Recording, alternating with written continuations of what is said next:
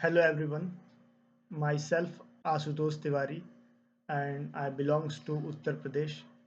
and I'm very thankful to the eVision, all the staff members and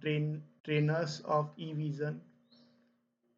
team for my placement in a Clover Infotech Private Limited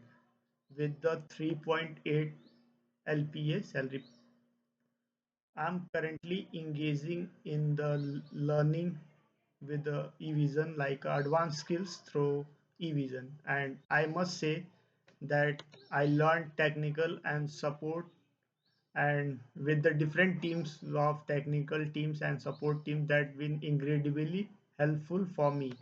and I will recommend eVision to all those who are looking for career in IT infrastructure. Thank you eVision team for making my future bright.